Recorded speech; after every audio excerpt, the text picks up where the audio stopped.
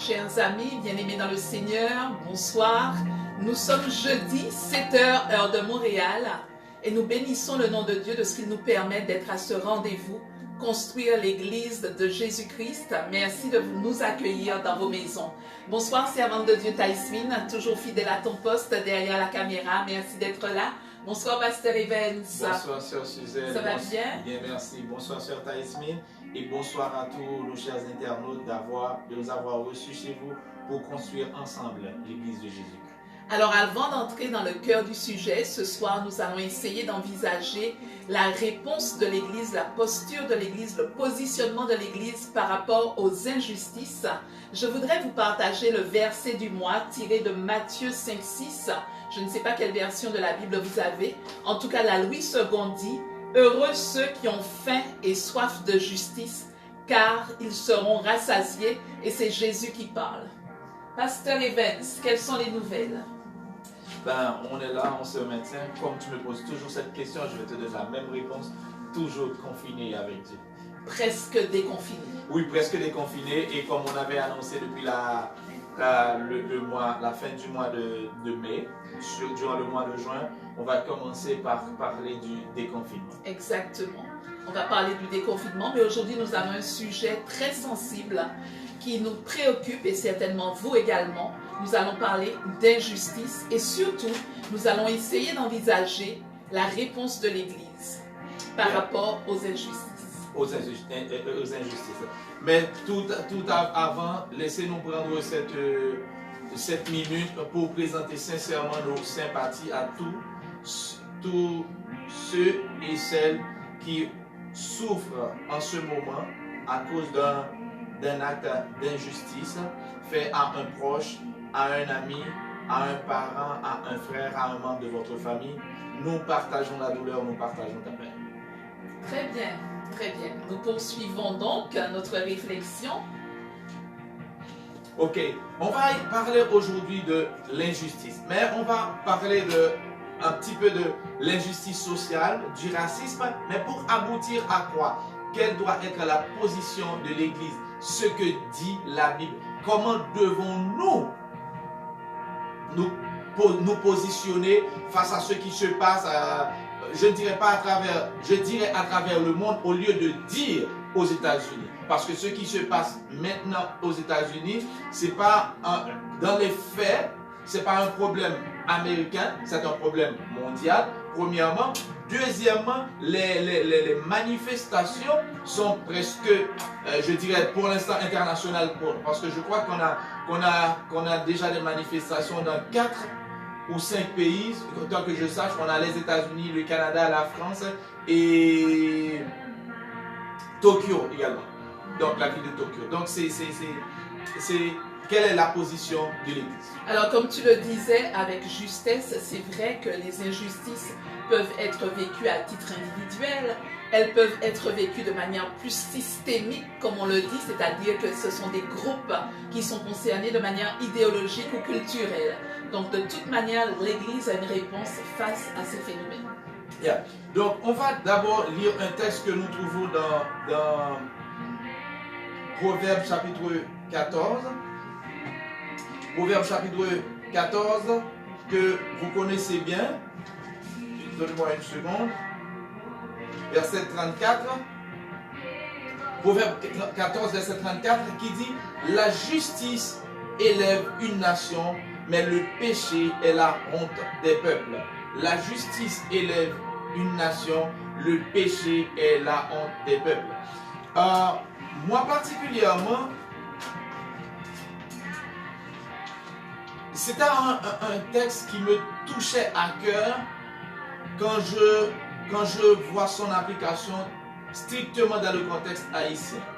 Je suis haïtien. Yon bagay pour moi qui cause pays en Haïti, dans niveau que lié, c'est à cause de injustice. La justice fait quoi? La justice nous met sur les pieds d'égalité. On parle dans nos discours, dans nos documents, et même dans nos credos, on parle de liberté, d'égalité et de fraternité. Mais cette égalité cette balance, cet équilibre social peut être maintenu ou doit être maintenu seulement par l'application de la justice. Dès que ce soit biaisé, où il y a, il y a un côté qui est penché, donc il y a l'injustice, donc il n'y a pas d'égalité et ça va baisser la nation. Comme la Bible dit, la justice élève. Si la justice élève une nation, donc c'est implicitement l'inverse est aussi vrai. La justice élève, l'injustice abaisse. Alors c'est vrai que les hommes parlent d'égalité, mais les textes bibliques nous dirigent plutôt vers l'équité, n'est-ce pas? Comme le proverbe, le livre d'Amos, le prophète Amos, qui nous amène plus vers l'équité sociale, pas seulement la justice. On va beaucoup plus loin avec Dieu parce que Dieu élève les standards justement. Mais malheureusement, on s'aperçoit que quand bien même les textes bibliques sont connus, malheureusement, il y a des faits d'injustice. Il y a des phénomènes d'exclusion, d'injustice, de discrimination, de ségrégation, d'ostracisme, de rejet. Donc vraiment, ce sont des phénomènes qui sont présents dans presque toutes les sociétés. Yeah. Avant de toucher les éléments de solution, de proposer les éléments de solution dans nos réflexions aujourd'hui, on va voir d'abord comment se manifestent ces différentes formes d'injustice, de racisme, de ségrégationnisme. Comment cela se manifeste à ce sujet? Et ça peut se manifester de diverses manières. Dans toutes les sphères d'influence, ces phénomènes-là peuvent être très présents. Au travail, on a des phénomènes sexistes, où les femmes sont discriminées par rapport aux hommes, par exemple. Yeah. En termes de salaire, en termes de responsabilité, on a l'impression qu'il y a toujours un plafond de verre au-dessus de leur tête, quand bien même elles auraient le même niveau de parcours académique, les mêmes expériences, il y a toujours une limitation concernant les femmes et puis leur rapport également à leur hiérarchie est biaisé, les femmes. On a d'autres situations aussi, par exemple de violences faites aux enfants. C'est une forme de discrimination très violente dans les familles, une discrimination intrafamiliale. Yeah. Alors pour expliquer ça, je vais revenir au texte biblique quand Jésus lui-même il dit que c'est dans les cœurs qu'il y a les pensées, qu'il y a les meurtres. Ça parle des cœurs. Okay. Les cœurs qui sont corrompus par le péché. Tu es en train de toucher les éléments de solution là. Non, je crois que c'est aussi un élément d'explication parce que nous devons aller à la racine du problème. La racine, c'est quoi? C'est que les cœurs sont corrompus. Ok. Donc on aura différentes manifestations justement du rejet, de l'exclusion. Une simple différence, une origine ethnique. Yeah. On va prendre dans nos communautés noires par exemple, il y a beaucoup de phénomènes d'exclusion, de rejet. Je vais prendre un exemple, la Martinique, une toute petite île, 350 000 habitants. Comment tu peux expliquer qu'il y ait autant de méchanceté à l'intérieur même de la communauté? Noir contre noir. Donc il y a une parole créole martiniquaise qui va toujours dire nègre contre nègre. C'est tellement manifeste. Et si je parle des rivalités entre la Martinique et la Guadeloupe, séparées seulement de 200 km. C'est incroyable. C'est incroyable. C'est incroyable de voir comment l'obscurantisme, comment tous les phénomènes patriotiques ont amené de la haine dans les cœurs et puis autant de rivalités. Pourtant nous avons les mêmes origines. Mais peut-être que la France n'a pas traité les deux îles de la même manière, puis ça a créé beaucoup d'émotions, beaucoup de haine, beaucoup de ressentiments. Mais en tout cas, il y a un fait sociologique, un fait social, c'est la rivalité dans des petits territoires. On ne peut pas compter sur la solidarité de personnes de la même ethnie. Il y a un problème présentement qui est soulevé même au sein des manifestations. Il y a un petit groupe qui est, entre guillemets, je dirais, contre le slogan Black Lives Matter. Au sens qu'ils mettent en valeur le fait que c'est pas seulement, c'est pour toucher le problème entre petits groupes. C'est pas seulement quand un blanc traite mal un noir, Black Lives to be Matter. Ok, on doit considérer la vie du noir. Pas seulement le blanc qui doit respecter ou considérer la vie du noir, le noir également doit le faire pour son confrère. Donc,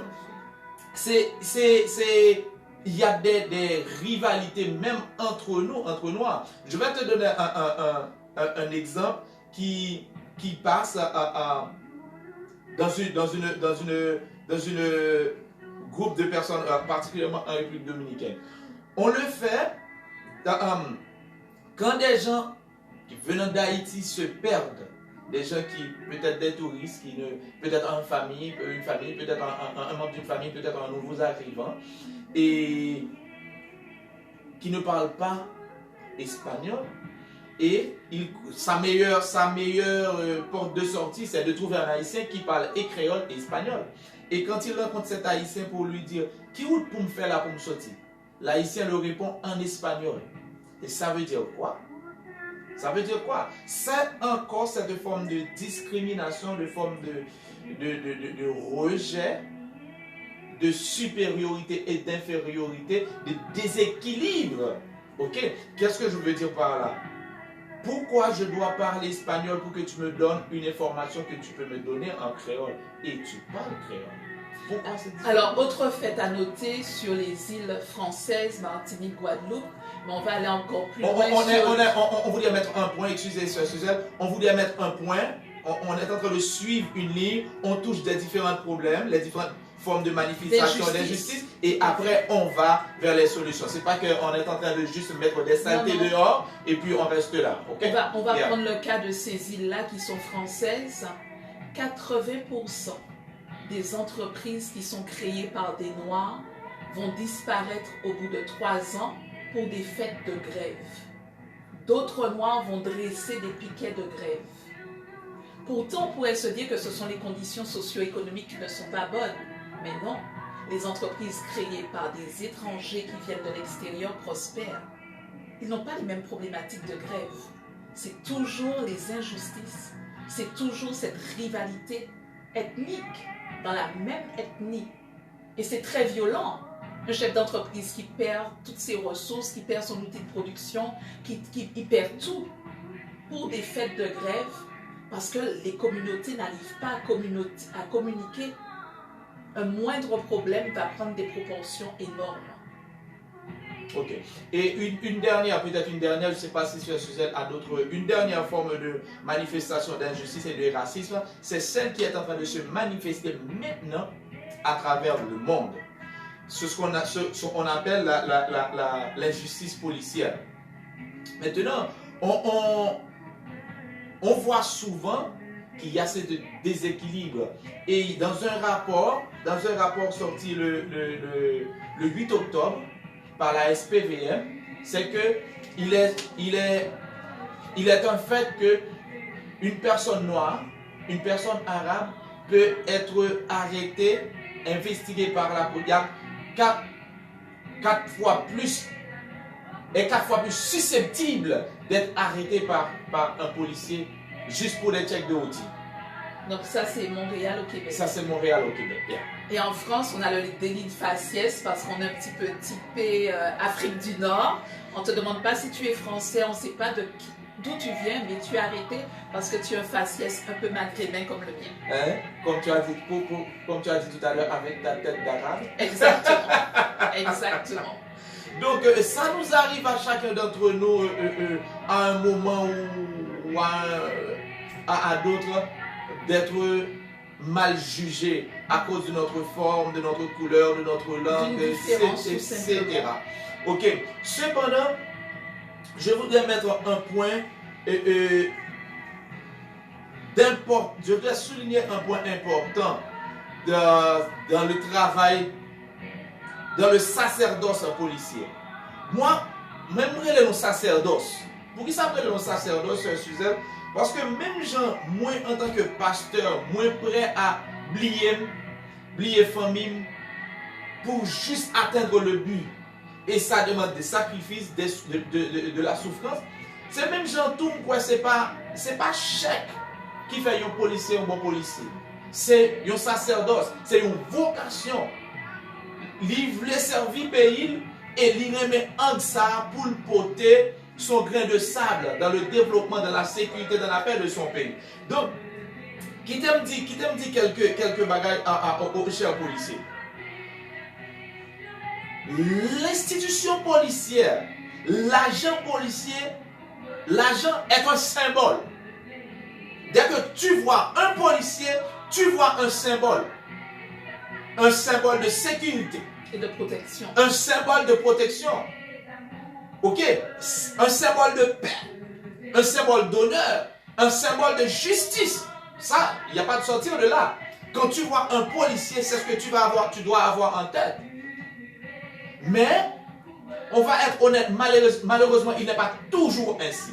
Cependant, l'institution policière ne peut pas porter une mauvaise étiquette à cause d'un mauvais policier. Exactement. Ok, à cause d'un mauvais policier. Donc, je crois que les policiers font un travail extraordinaire. Un travail extraordinaire. Ils sont des pères de famille, comme moi. Les femmes sont des mères de famille, ce sont des cousines, ce sont des sœurs. Donc, ce sont les membres de la société, ce ne sont pas des gens qui viennent d'une autre planète pour assurer la sécurité des terriens, non. Ce sont nos frères. Exactement. Ok. Et nous avons besoin de leur présence, nous avons besoin d'eux. Il ne peut pas avoir de corps policiers dans nos communautés. Ok. Mais cependant, il y a un dilemme. Il y a un dilemme. Le citoyen, moi je dirais que le changement doit commencer du côté de la police. C'est clair. Le changement doit commencer du côté de la police. Moi, un simple exemple, Suzette. J'ai suivi des interviews avec ça c'est sur TVA, je ne me rappelle pas trop, avec des personnes blanches et des noirs qui ont été agressés d'une manière ou d'une autre dans leur parcours. Cependant, le blanc, la personne, la demoiselle a dit, elle, quand elle marche dans la rue, elle voit un policier, elle n'a rien en tête, absolument rien en tête, de se faire arrêter, d'être investiguée ou d'être fouillée. Non, non, elle n'a rien en tête, parce qu'elle est blanche. Mais le noir, lui, malheureusement, quand il voit un policier, il peut se demander, est-ce qu'il ne va pas m'arrêter pour me demander des choses, pour me poser des questions? Donc je crois que si on veut résoudre ce problème, on est en train de faire le pont là maintenant pour rentrer dans des éléments de solution. Il faut que le travail commence par du côté de la police. Il faut qu'il y ait cet équilibre. Traiter les gens, les noirs comme les blancs, comme des hommes. Le coupable est coupable, l'innocent est innocent. Et même le coupable est présumé innocent tant qu'il n'y a pas une procédure contre lui. Donc, un policier ne peut pas s'arroger le droit de porter un jugement contre une personne, peu importe le délit, la faute que la personne aurait commise à un moment ou à un autre. Donc, c'est ça. Il faut que ce travail d'équilibre commence par la police. Cependant, nous, en tant que chrétiens, en tant qu'Église, et nous allons plus loin que ça. Avant d'aller plus loin que ça, on peut dire, heureusement, nous vivons dans un siècle où la communication, ou l'information plutôt, part vite. Et c'est surtout à cause de cette vitesse et cette accessibilité des réseaux sociaux. Exactement, qu'on a pu reconstituer tous les éléments de l'histoire de George Floyd. Ok, mais ça c'est un bon outil. Hein? On va être d'accord avec ça. Les réseaux sociaux, les caméras, donc ça c'est un bon outil. Cependant, nous voulons ça, ce serait de toucher le problème en aval, mais on voudrait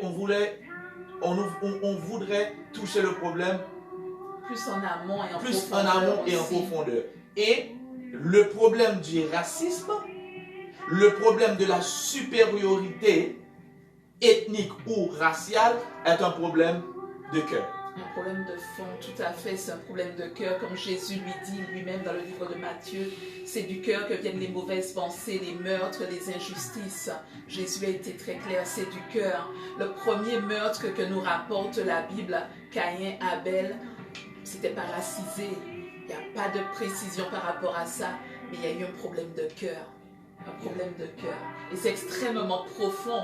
Comment justement l'Église peut communiquer suffisamment pour que tous ces corps de métier qui sont exposés dans leur relation avec le public soient justement traitées différemment, parce que je suppose que ce sont également des personnes en souffrance, qui sont sous la pression, qui ont une histoire personnelle, qui ont des émotions blessées, qui ont une âme blessée.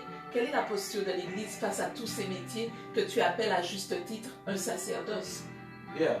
Donc, l'Église doit prier, former, s'impliquer. C'est pas...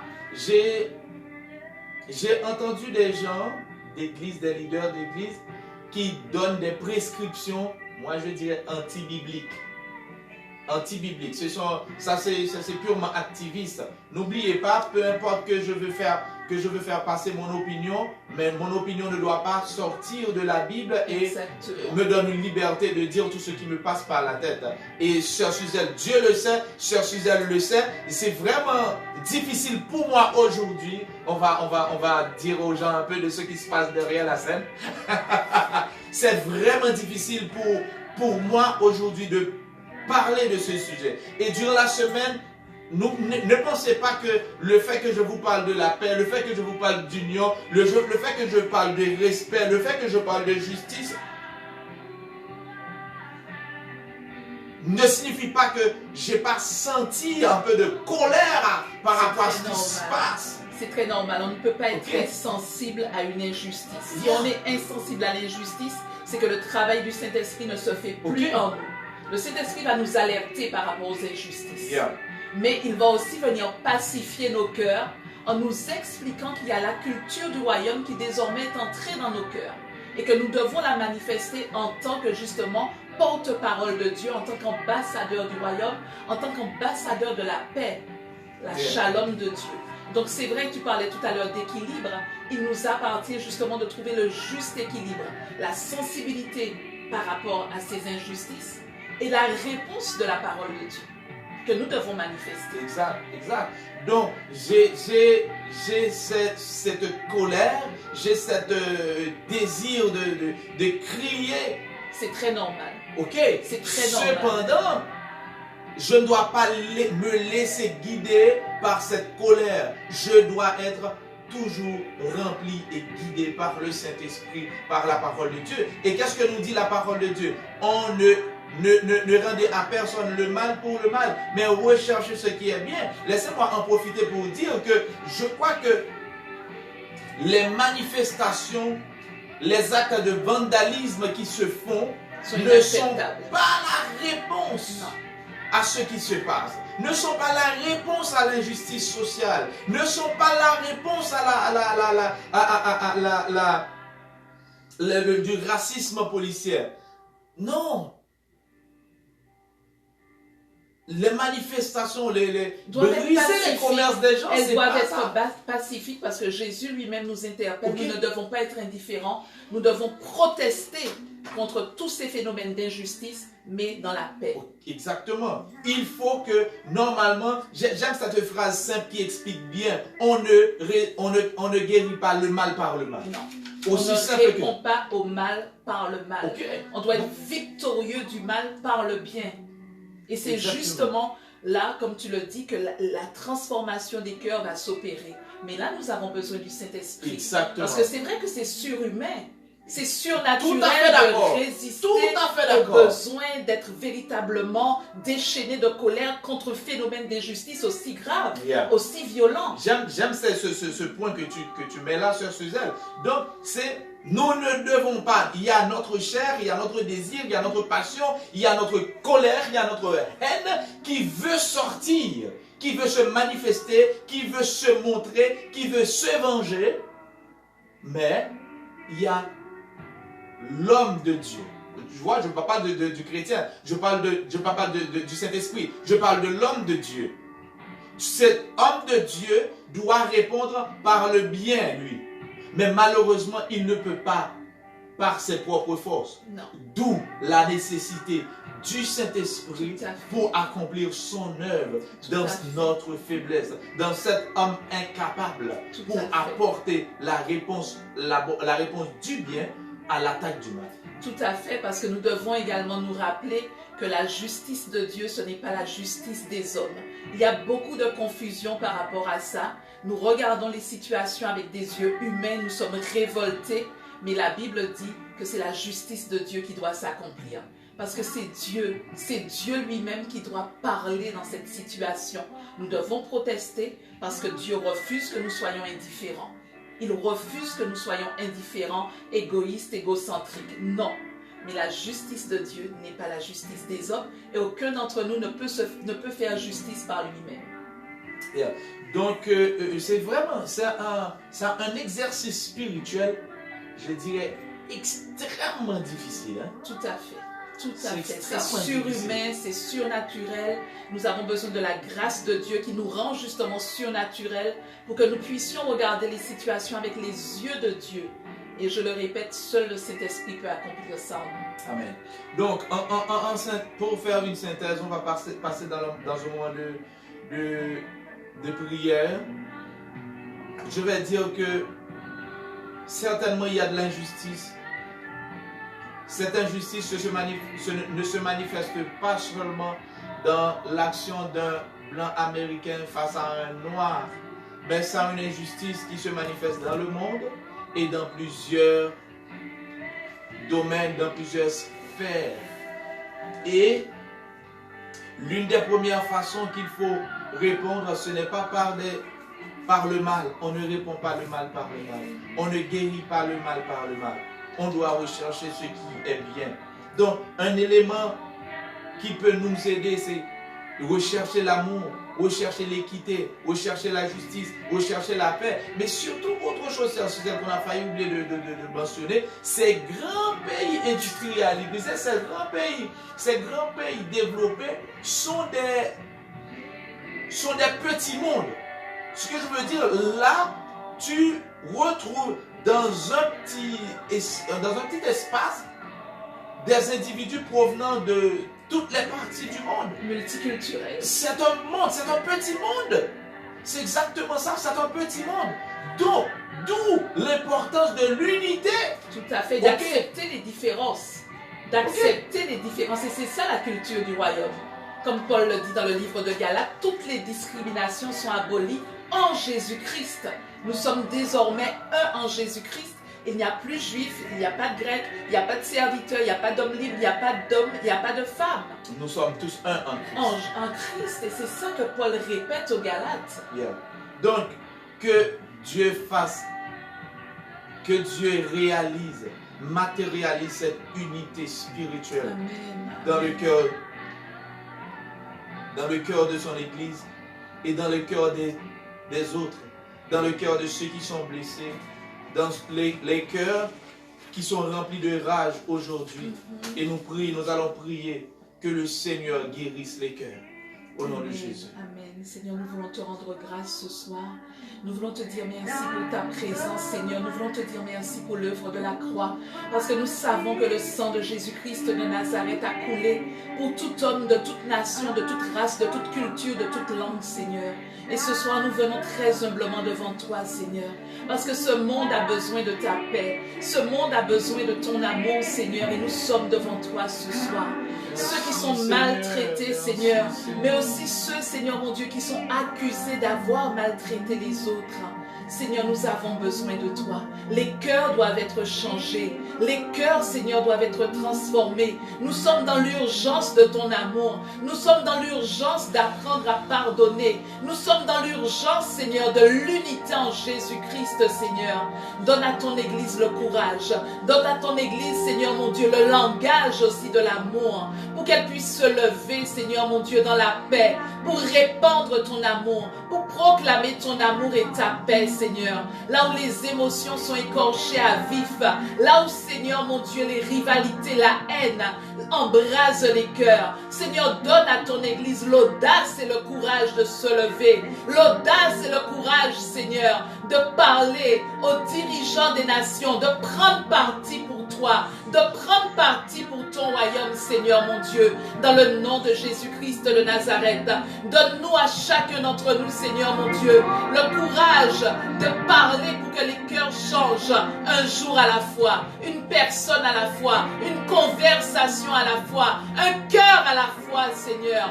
Donne-nous ce courage, que nous ne soyons pas indifférents face aux injustices, mais que nous puissions nous lever de seul cœur contre toutes les formes d'injustice, à quelque échelle qu'elles se produisent. Dans le nom de Jésus-Christ de Nazareth, Seigneur, nous te supplions ce soir. Embrase les cœurs ce soir d'amour par ton Saint-Esprit. Embrase les cœurs ce soir de la capacité de pardonner par ton Saint-Esprit. Embrase les cœurs ce soir, Seigneur, du besoin, Seigneur, de former un en Jésus-Christ, afin que ta gloire, Seigneur, se saisisse de ce monde, que ta gloire se saisisse, Seigneur, des cœurs, que ta gloire se répande, Seigneur, dans le nom de Jésus-Christ de Nazareth. Amen. Nous allons continuer à prier le Seigneur. Nous allons prier pour les policiers, pour les soldats, pour que Dieu leur donne la maîtrise de soi, pour que Dieu leur donne la sécurité, parce que eux également ils sont exposés. Que Dieu leur donne la paix, la sagesse, la sécurité, la maîtrise de soi, mais par-dessus tout que Dieu sème son grain de justice et d'équité dans leur cœur. Nous allons prier également pour toutes les familles qui sont touchées,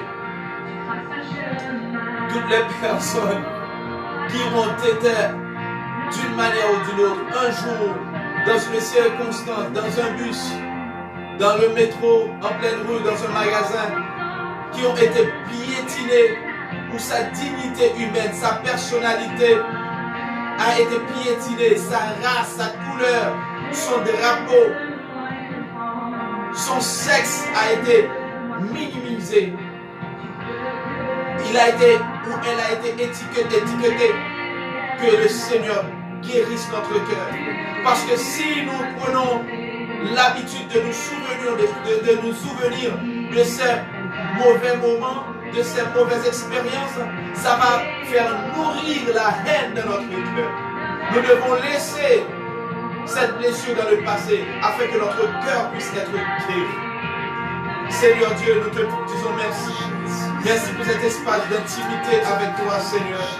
Au nom de Jésus, nous te prions, Père, pour les policiers, pour ses pères, pour ses mères, pour ses cousins, pour ses cousines, pour ses enfants, pour ses neveux, pour ses nièces, qui se revêtent de cet uniforme policière au nom de Jésus, qui exposent leur vie, Seigneur, qui doivent affronter des bandits, qui doivent affronter des circonstances difficiles, qui doivent affronter des circonstances où c'est une petite ligne entre la vie et la mort, Seigneur. Mais ils le font avec leur cœur. C'est une vocation, c'est un sacerdoce. Seigneur, nous te prions de leur donner ta grâce, de leur donner ton intelligence, de leur donner ta sagesse, de leur donner ta justice, de leur donner ta maîtrise de soi au nom de Jésus, de leur donner ta protection. Seigneur, que l'institution policière de tous les pays soit nettoyée au nom de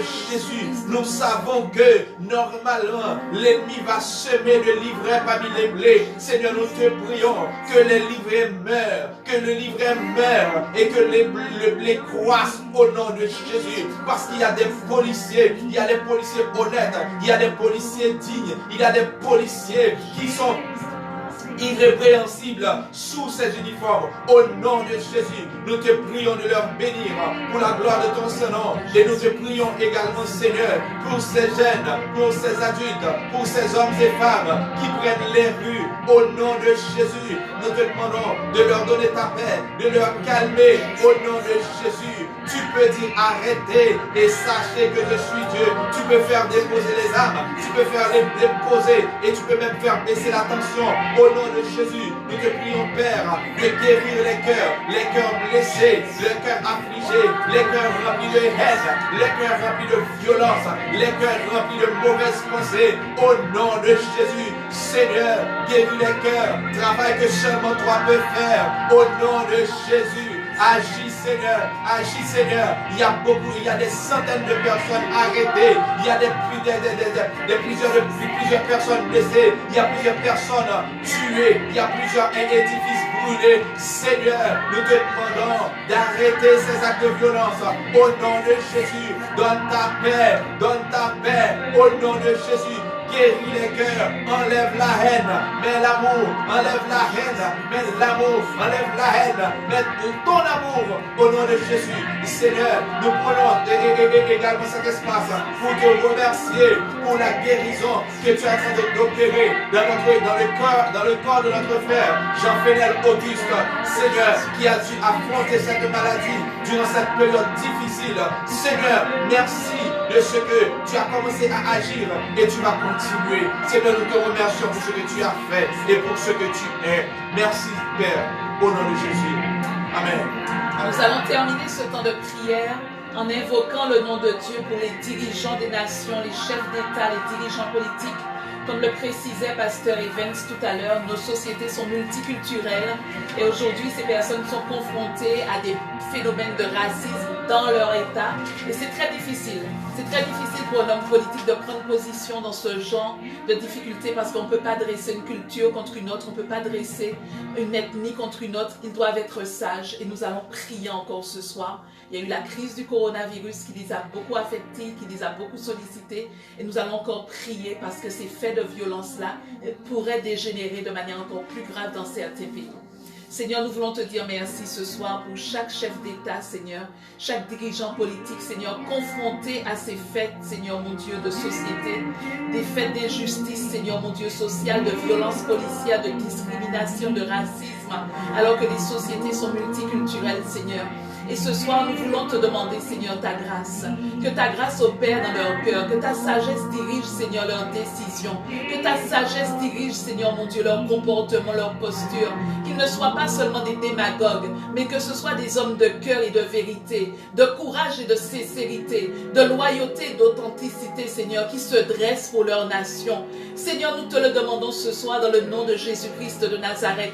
Que le Saint-Esprit touche les cœurs des dirigeants. Que le Saint-Esprit se révèle à eux davantage. Que le Saint-Esprit parle à leur cœur ce soir, Seigneur. Nous te le demandons. Qu'ils comprennent, Seigneur, que leur puissance ne suffit pas. Leur pouvoir politique ne suffit plus à réguler les nations, à maîtriser les nations, Seigneur. Nous te le demandons ce soir. Ils ont besoin de toi. Il y a une urgence, Seigneur, mon Dieu. Les nations ont besoin de toi. Révèle-toi au cœur des leaders. Révèle-toi au cœur des dirigeants, qu'ils soient politiques, religieux, Seigneur, économiques ou sociaux, culturels. Révèle-toi au cœur, Seigneur, mon Dieu, et que le Saint-Esprit prenne les rênes et les commandes des gouvernements.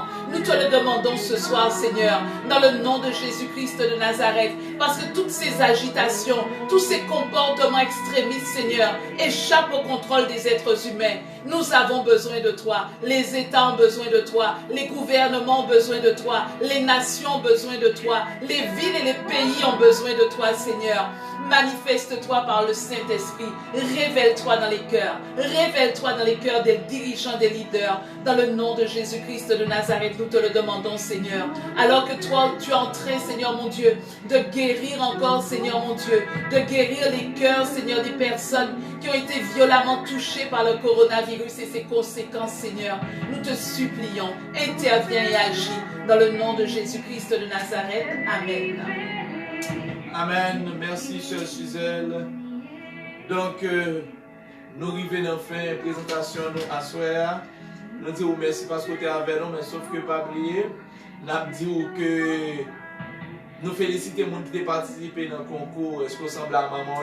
Nous avons demandé Sœur Suzette, est-ce qu'on ressemble à papa? C'est très bientôt, le mois de juin, n'est-ce pas? Donc, si vous ressemblez à papa, ou dégageons, nous avons fait le même bagage là. Tout Okay? à fait. Nous avons fait le même bagage là, fait photo, ou même à papa, voyez-les en bas, pas ça, et puis faire mon voter pour, et puis moun qui gagne, moun qui ressemble à papa là, a bien un cadeau, a bien un cadeau, $50 américains, où qu'il soit. Cependant, et nous t'avons même pensé que en vendredi, si Dieu veut, jeudi prochain, si Dieu veut, nous allons recevoir 2 invités dans monde qui ont participé dans concours est-ce qu'on semble avec maman. Ok, donc fais ça et puis pas oublier, liker, commenter, partager et abonner sur YouTube Pasteur Evans Jean. Merci, je vous laisse avec la sœur. Nous allons terminer cette rencontre aujourd'hui avec la pensée du jour. Alors c'est une pensée du révérend Martin Luther King qui dit: la race humaine doit sortir des conflits en rejetant la vengeance, l'agression et l'esprit de revanche. Le moyen d'en sortir est l'amour. Je répète, la race humaine, donc pour le révérend Martin Luther King, il n'y a pas plusieurs races ethniques, mais il y a une race humaine. Elle doit sortir des conflits en rejetant la vengeance, l'agression et l'esprit de revanche. Et le seul moyen d'en sortir, c'est l'amour. Alors restons unis de même cœur dans cet amour que seul le Saint-Esprit nous permet de manifester. Soyez bénis. À bientôt. Bye bye. Bye bye. Bonsoir, Pasteur Evans. Bye bye, Taïsvin.